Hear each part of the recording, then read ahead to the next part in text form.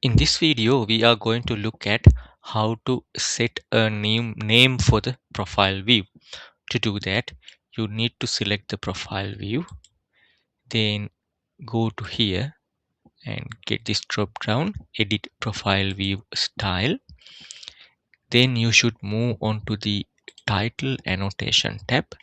This is where you can type something for the title. So you can just type profile view on here, but you cannot type straight away. You have to go through here, this edit option. Then you can type profile view here, profile view. Usually what we do is we can put the associated alignment name in front of the profile view.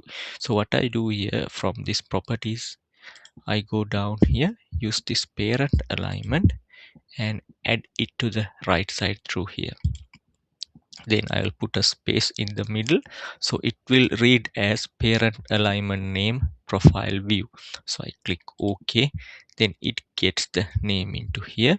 So here it says the size of the text and the text style you can assign from here.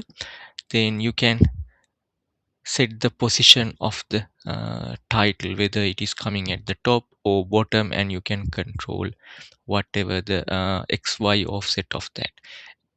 Also, you have to make sure the title is set to view.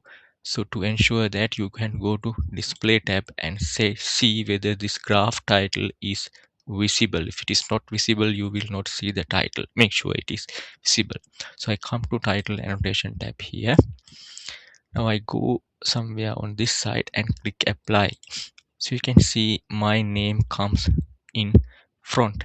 So if you put this into bottom, see what happens. It comes to in the middle, so you can control it by like -100 here.